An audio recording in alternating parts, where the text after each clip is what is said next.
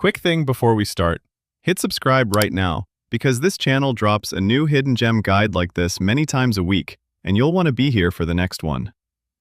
What if I told you there's a country where the ancient world and the modern world sit less than a 5-minute walk apart?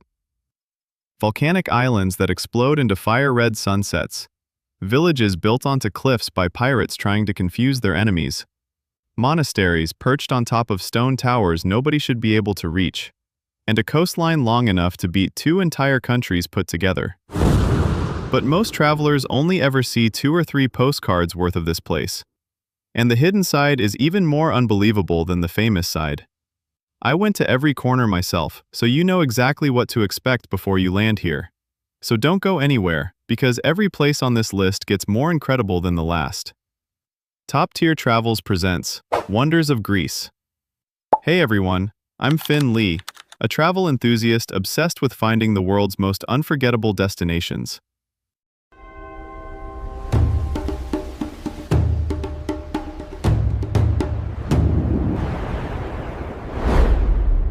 Right now I'm standing on a rooftop in Plaka, the Acropolis lit up gold behind me. I figured Greece was basically Santorini's sunset and a handful of ruins. After crossing this country island by island, completely different picture. Monasteries hiding in midair, islands that ban wheels entirely, a town built specifically to never be found. Let's go find all of it, starting right here in the capital, Athens. Beneath the most famous hill on earth sits a city that never sleeps. Athens is horns and packed terraces late into the night, and then you lift your gaze and the Parthenon is just there, marble looking down over the rooftops. Below it, Plaka's lanes tangle with bougainvillea and cats asleep on warm stone. Book Acropolis tickets for the first slot of the day, and here's a detail most people miss. The columns aren't actually straight. Ancient builders curved them slightly outward, an optical trick that makes them look flawless. Athens is chaotic and alive, the kind of city you never forget. From here, we're heading to the island that gave Greece its most photographed image on Earth, Santorini. White lime, blue domes, and then nothing but open air. Santorini is the rim of an exploded volcano, its villages stacked right on the edge of that old crater. In Ia, people claim a spot on the walls hours before sunset, and the sea turns the color of fire. Skip Ia and try Emeravigli instead, same fire-red view, a fraction of the crowd. It leaves you standing right at the edge, between the sea and the drop. Our next stop is a place where entire buildings sit on top of one. If hidden corners like this are your thing, subscribing means you never miss the next one. It's free and it genuinely helps this channel keep going. Midair. Towers of gray rock rising out of nowhere, and on top of them, monasteries. For centuries, monks reached these cliffs in nets and baskets, hauled up by rope, no guarantee it would hold. 6 monasteries survive today, still inhabited. I wish someone had told me how strict the dress code is here, no exceptions. Visit 2 monasteries max, dress codes require covered shoulders and knees. What's almost harder to believe is everything someone had to carry up there, stone by stone. There's another mountain further south, where people once climbed not to pray, but to ask. Quick reminder, subscribe if you want the rest of this list to actually show up in your feed. Delphi. On the flank of Mount Parnassus, the ancient Greeks believed this was the center of the world. Pilgrims lined up for the oracle, a priestess whose unclear answers sometimes started wars. Today, the temple's columns remain above a valley of olive trees running down to the sea. Arrive at opening, the site gets uncomfortably hot by midday.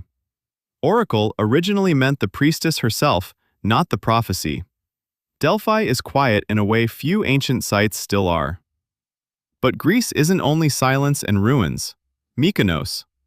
Music comes off the water before your ferry docks. The old town's white alleys were built crooked on purpose to confuse pirates.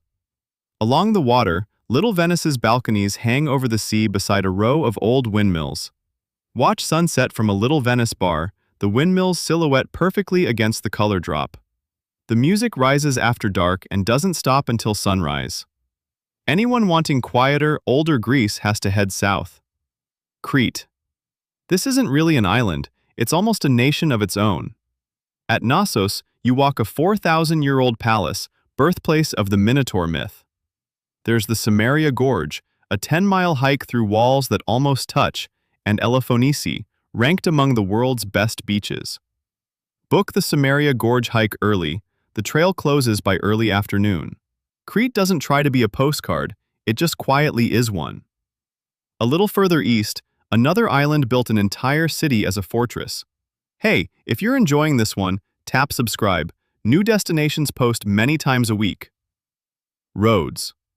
A piece of medieval Europe stranded in the Aegean. Rhodes was built by Crusader knights, its old town sealed behind 4 kilometers of ramparts. It took a brutal 2-year Ottoman siege to finally break through. Climb up to Lindos, and you find the island's older identity beneath its own acropolis. Walk the street of the knights before the cruise groups arrive. Rhodes wears every century of its history layered on top of itself. Just off Rhodes, 2 smaller islands prove isolation preserves a place better than any museum. Simi.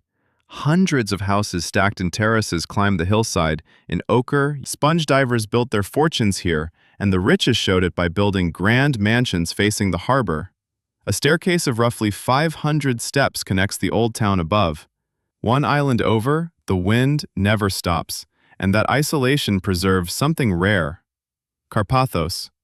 A north wind so constant it's made this island a destination all its own. Until the 1980s, the only way in was on foot or by sea. Visit Olympos specifically, not just the coastal resorts. Book flights and ferries in advance. Real quick, before we keep going, out of everything so far, Midair's cliffside monasteries, Santorini's caldera sunset, Carpathos' untouched villages, one of those is probably already at the top of your list. Hold that thought, because coming up, we've still got a shipwreck sitting in one of the most photographed bays on the planet, a coastline that looks like another world, and a town so hidden it doesn't show itself from the sea. This list only gets stranger and more beautiful from here. Zakynthos. A bay closed in by white cliffs, and in the middle of the sand, a rusted shipwreck sitting there since 1980. That's Navajo Beach, reachable only by boat, cliffs dropping into water that barely looks real. On the quieter southern beaches, loggerhead turtles still climb the sand after dark to lay their eggs. Boat tours to Navajo leave earliest from Porto Vromi, arrive before 9. It's one photo everyone's seen 1,000 times. Just north, the cliffs get even more dramatic. Don't forget to subscribe. It costs nothing. Milos. White rock, smoothed by wind until it looks poured, like wax. At Satakaniko, there's no sand at all, just a lunar landscape dropping straight into blue water. Milos is volcanic, part of the same chain responsible for Santorini's cliffs, with more than 70 beaches packed into one coastline. Bring water shoes, Satakaniko's rock gets seriously hot by midday. Some islands are beautiful. Milos looks like it doesn't belong on this planet. Nearby, 2 more islands prove the Cyclades don't need volcanic drama to be unforgettable. Naxos. At the harbor entrance stands a marble gate over 6 meters tall, the last remnant of a temple never finished 25 centuries ago. Above the old town, a Venetian castle looks over the rooftops, but the real character sits inland, mountain villages and terraced fields. Rent a car for at least one day. Buses barely reach the mountain villages. Naxos is the Greece that lives for itself, not for the camera. A short ferry ride away, another island trades mountains for something narrower and whiter. Paros. Alleys whitewashed with lime, so narrow the houses nearly touch. In Naousa, the little harbor barely fits its own fishing boats beside the remains of an old Venetian castle. The marble quarried here was considered the purest in the ancient world. Base yourself in Naousa over the main town of Parikia, better seafood, shorter walk to the best beaches. Paros is the Greece everyone pictures when they close their eyes. Where we're heading next, the streets themselves won't allow a single car. Hydra. No cars, no scooters, not even bicycles. The ban has stood since 1950, because Hydra's streets are actual staircases. Every good is still hauled up by mule, lined along the dock like waiting taxis. Wear proper shoes, those streets are stone stairs. Nafplio and Mycenae. 3 fortresses seems like far too many for such a small city, until you look at a map. Nafplio guards the main sea route into the Peloponnese from 3 angles at once. Climb Nafplio's hilltop fortress at sunset. Visit Mycenae first thing in the morning. There's almost no shade on site. One city was built to watch the sea. The other was built to keep the whole world out. A short drive across the Peloponnese leads to 2 ancient sites built for very different reasons. Quick subscribe reminder while we're at it. It really does help this channel keep making these. Olympia and Epidaurus. Every 4 years, wars between Greek cities were suspended just so people could gather here in peace. Olympia gave the modern world the Olympics, and its ancient stadium still stands, a plain rectangle of grass you can walk on. Not far across the Peloponnese, Epidaurus's ancient theater has acoustics that still stun visitors. A coin dropped at center stage is audible 55 rows back, no amplification at all. Test the Epidaurus acoustics yourself. Have someone drop a coin at center stage while you sit in the highest row. One site was built for sport, the other was built for sound. Both still work exactly as intended. One town nearby only exists because an earthquake reshaped the coastline. Monemvasia, the name means single entrance. Arrive from the sea, and you won't see a single house, just an enormous gray boulder giving away nothing. The entire settlement was built on the far side, invisible from the mainland. Stay the night inside the old town itself. Most day trippers leave by evening. It's a town that was never trying to be found, and that's exactly why it still feels like a discovery. Greece's second largest city couldn't be a bigger contrast to any of this. Thessaloniki, Mount Athos, and Delos. Thessaloniki barely resembles Athens at all. Younger, louder, with a waterfront ending at the White Tower and ancient churches rising between modern buildings. Further along the coast, the entire Mount Athos peninsula is closed to the public. Entry by permit only. Monasteries built sheer into the cliffs are only visible by boat. Nearby, uninhabited Delos doesn't allow anyone to spend the night, yet an entire ancient city sits intact.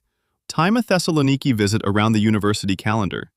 Book a coastal cruise from Ouronoupoli to see Athos if you can't get a permit. Book Delos as a half-day trip from Mykonos. One city lives loudly, one peninsula guards itself completely. One island exists only to be looked at. 3 very different rules, and Greece somehow makes all of them feel sacred. From marble ruins to volcanic cliffs, from monasteries suspended in midair to islands that forbid cars, Greece doesn't have one face. It has a dozen, stitched together by one coastline. The famous 3 postcards, Athens, Santorini, Mykonos, are maybe a fifth of what's actually here. Somewhere past Santorini's sunset, there's always another version of Greece waiting to surprise you. Quick question. Out of everywhere on this list, which one goes straight to the top of your travel list? Midair's cliffside monasteries, Milos's lunar coastline, or Monemvasia's hidden single entrance?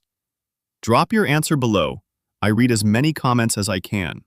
And if countries that hide more than they show are your thing, go check out the video I posted right before this one, Wonders of Germany. A completely different landscape, but just as many surprises packed into one country. Hit subscribe so you don't miss what's coming up next, and I'll see you in the next one. I'm Finn Lee. See you out there.